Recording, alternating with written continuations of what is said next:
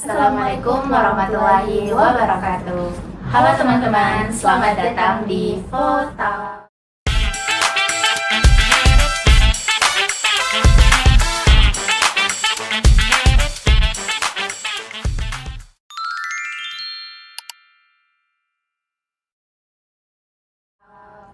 Pada episode kali ini, saya Alia dan saya Ratu yang akan menemani teman-teman sekalian pada Vota kali ini.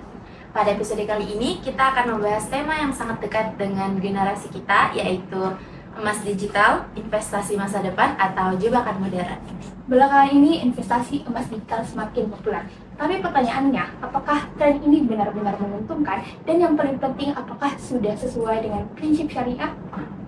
Nah, untuk menjawab pertanyaan tersebut, hari ini telah hadir narasumber kita, yaitu Ibu Dr. Nadira Nagu, SEAK MSI, CACRS, CSRA, CSP, ACSAP. Nah, Ibu telah hadir di sini bersama kita, teman-teman. Untuk itu, Ibu, kalau kita lihat-lihat nih, sekarang media sosial itu banyak sekali konten-konten dari influencer mengenai investasi. Nah, bahkan ada yang mengatakan kalau investasi itu cuma bisa dimulai dari 10.000 saja. Nah, menurut Ibu, sebenarnya kenapa emas digital ini bisa sepopuler ini? Ya. Kalau kita berbicara mengenai investasi, semuanya ya bukan saja di emas. Semua yang namanya aset selalu berisiko. Ada risikonya. Mengapa begitu mudahnya atau begitu gampangnya generasi Gen Z ya, terutama generasi muda sekarang menjadi FOMO ya istilahnya, ya, ikut-ikutan ya, karena itu tadi ada daya tariknya itu 10.000-nya.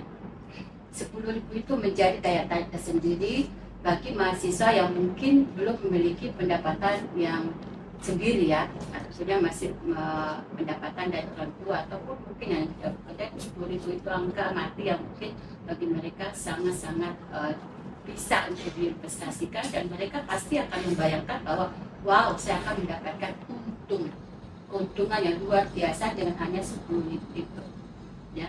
Jadi ada lagi mengapa kemudian generasi Z merasa bahwa dengan digital ini juga emas menjadi sangat-sangat mereka sangat-sangat istilahnya tertarik karena kemudahan akses. Kan? Mereka tidak butuh bertonton atau tempat menyimpan ya, seperti misalnya emak-emak ya, saya termasuk emak-emak juga, mungkin harus membutuhkan tempat tertentu yang kemudian harus tidak takut kecurian dan sebagainya. Tapi dengan menggunakan digitalisasi, namanya digitalisasi, HP pun kita bisa lihat, oh ya, naiknya kita bisa, seperti kita berinvestasi saham ya, kripto dan sebagainya, kan emas juga termasuk seperti itu. Kemudian aset itulah yang begitu menarik para Gen Z untuk wow, saya bisa. Saat ini Bu, banyak sekali anak muda yang investasi emas itu karena lihat teman-teman itu membagikan keuntungannya di media sosial. Ya. Akhirnya mereka mulai investasi, tapi belajarnya itu baru belakangan. Nah, menurut Ibu, apakah masyarakat itu sebenarnya sudah paham tentang investasi atau mereka itu cuma ikut-ikutan tren seperti yang dikatakan tadi? Oke, masyarakat itu banyak ya. Masyarakat ini dalam arti Gen Z ya, bukan ibu-ibu atau emak-emak ya. Masyarakat anak muda, namanya anak muda. Budaya trending topik apalagi di di medsos ya, dengan kemudian digitalisasi, tentunya mereka takut tidak trending gitu loh. Ketika mereka tidak memiliki misalnya emas, mereka takut ditinggal rapi, kamu kok anak rumahan gitu ya. Jadi mungkin dengan memiliki banyaknya emas tadi ya, dengan digitalisasi, mereka merasa bangga gitu. Gini punya saham, tahunnya dalam bentuk emas. Pemahaman masyarakat itu ya, ada yang memang kita kan begini, segala sesuatu kan kita harus melihat dari segi risikonya ya.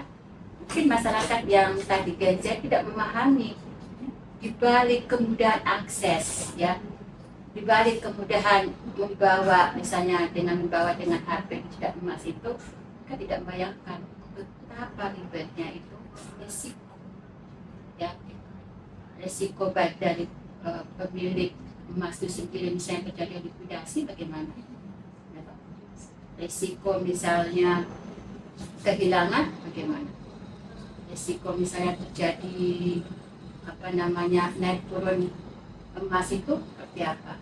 Jadi banyak risiko yang harus mereka paham sebelum mereka melakukan investasi apapun. Kau harus paham dulu apa namanya risiko. Makanya ketika kita belajar audit, namanya audit risiko. Sekarang ini orang semua apapun ada risikonya, karena risiko itu apapun yang akan terjadi di masa depan itu, kita saat ini harus berpikir risiko. Mau jadi negara yang istilahnya emas ya, itu isinya emas ya, atau menjadi negara yang cemas. Nah, tinggal pilih mau emas atau emas. Kita harus istilahnya harus mapping resikonya apa aja. Itu gunanya analisa SWOT. Apakah generasi muda sudah melakukan itu? Segala sesuatu harus perlu analisa SWOT-nya, apa kelebihannya, apa kekurangannya, apa tantangannya. Setelah kamu melakukan analisa SWOT, ya, tantangannya itu sebagainya, baru kamu mulai investasi. Dengan analisa SWOT itu kamu bisa menghadapi siapapun sesuatu. Mau terjadi A, plan A, plan B, dan B, plan C, dan seterusnya. Itu bapak genjet baik. Jangan hanya kena ikut hutang gitu. Kalau sebagai masyarakat muslim, mungkin banyak yang berpikir kan ini emas berarti pasti halal. Nah, apa memang sesederhana itu atau ada hal yang harus diperhatikan sebelum membeli emas digital agar sesuai dengan prinsip syariah? Kalau emas, saya teringat mata uang Rasulullah bersabda di dinar. Dinar itu kan istilahnya ada konotasinya dengan emas ya. Emas itu luar biasa. Cuma sejak zaman dulu kita memang sudah dianjurkan ya. Di zaman nenek saya juga emas itu emas. Makanya emak-emak kalian ini ya, kalau orang Bugis apa dulu orang Makassar emak. Emak juga. Nah, emak-emak ya. Ibu-ibu kak. Nah, itu kan lebih banyak mereka berinvestasi emas. Ada apa di balik itu? Nah, ketika kita membeli emas fisik dengan emas digital itu ya sama-sama memiliki istilahnya sama-sama memiliki salah satu tertentu ya. Yang pertama adalah harus yakin legalitasnya. Legalitas maksudnya si penjual dan si pembeli. Apakah misalnya emas ini ya, kan biasanya kalau kita beli emas ada kode-kodenya kan, kalau diantam ya ada kode-kode tertentu. Digitalisasi kan juga ada, harus terdaftar enggak? Ya, terdaftar di mana di Bapeti gitu ya. Kemudian atau juga misalnya OJK kan mengawasi kan, atau OJK kan mengawasi semua ya sebagainya, atau LPS kan. Sampai kita harus melihat itu apakah terdaftar ya. Dan kemudian yang kedua, apakah istilahnya ada, kalau soal itu kan ada akad. Akad ini penting. Mengapa ada akad? Akad jual beli itu harus sah. Tadi karena di dalam akad itu jelas banget siapa pembelinya, siapa penjualnya, di mana, berapa misalnya jumlah asetnya, emasnya berapa, tanggal berapa beli, ada berita acara sebagainya, itu jelas. Kalau kami membeli emas ya, misalnya emas batangan atau emas misalnya cincin, ini kan harus ada kwitansi, harus ada kwitansinya ya kan? Harus ada bukti pembeliannya berapa ya. Karena kalau dijual lagi, kalau itu nggak ada kwitansinya, akhirnya jadi jatuh. Bagaimana kalau dengan digitalisasi? Sama ya, pastikan dulu siapa toko di mana atau siapa istilahnya platform ya. Platform digital ini kan kadang istilahnya penipuan, tidak jelas ya. harus dipastikan bahwa platform itu terdaftar nggak, legal nggak, ya kan? Kalau tidak ada yang terdaftar di misalnya di Bappetik tadi, hati-hati. Wow, ini penipuan. Kemudian biasanya itu ada penomorannya, ya, ada penomoran kartu, bisa dicek. Nah Bu, tadi kan di tema kita ada kata jebakan modern nih. Ya. Nah menurut Ibu, kapan emas digital ini bisa berubah dari investasi yang sebenarnya baik itu menjadi jebakan bagi masyarakat kita? Ya, bisa menjadi jebakan kembali lagi kalau misalnya tadi kita tidak memiliki pemahaman tentang bagaimana legalitasnya, kemudian bagaimana resiko dan potensi keuntungannya, kemudian bagaimana likuidasi asetnya, ya. Karena bisa jadi emas ini kan istilahnya terbatas ya, kayak kasusnya China kan. China di tahun 2026 padahal dia sudah melakukan investasi digital emasnya sejak 1996. Kenapa tahun 2026 dia anjlok? Ya, dia menjadi istilahnya karena cadangan emasnya berkurang dan banyak sekali penipuan-penipuan seperti itu ya. Di Indonesia kan belum ada karena Indonesia masih baru ya, tahun 2018-2019. Nah, kemudian juga jangan salah lagi masalah keamanan penyimpanan dana kita itu dalam bentuk emas itu apakah ada atau tidak fisiknya. Jangan sampai kita percaya bahwa digital tapi tidak ada fisiknya, ya kan? Dia harus ada transparansi transaksi, kemudian karena kita misalnya muslim, kita harus sesuai dengan prinsip-prinsip syariah yang ada. Jangan sampai kita terjebak dengan namanya gharar dan terjebak dengan namanya riba, ya. Itu yang perlu kita perhatikan. Kalau kita misalnya riba misalnya, ya apakah ada unsur bunganya, ya, atau unsur penipuannya, ya, gharar dan sebagainya. Sekarang ada pertanyaan dari followers Kose, yaitu pertama dari Ataullah. Apakah biaya admin bulanan di aplikasi emas digital itu termasuk dari riba? Oke, ada dua yang bisa kita jawab. Yang pertama, biaya admin itu tidak termasuk riba, ya, karena apapun yang kita melakukan transaksi penyelenggaraan apapun pastinya ada biaya admin, ya, operasional kita, ya, sebagai ya istilahnya biaya jasa lah ya. Tapi akan masuk dalam unsur riba ketika ada iming-iming keuntungan tertentu nih. Kalau kamu ini ada untung 1.000 misalnya tadi begitu, jadi ada iming-iming keuntungan yang tidak sesuai dengan syarat. Oke, pertanyaan selanjutnya Ibu dari Vina Maulida _ katanya apa bedanya aplikasi emas digital yang sudah ada label syariah dengan yang biasa itu? Label Yang ada label syariahnya. label syariah, dan tentunya ya kalau label syariah ya kita lihat platformnya dulu ya, platformnya itu seperti apa. Yang namanya tadi saya katakan kembali lagi, syariah itu kan harus ada akad, ya, harus ada akadnya. Apakah di dalamnya ada tidak ada aturannya, tidak ada penipuannya, atau tidak ada ribanya, itu harus kita perhatikan.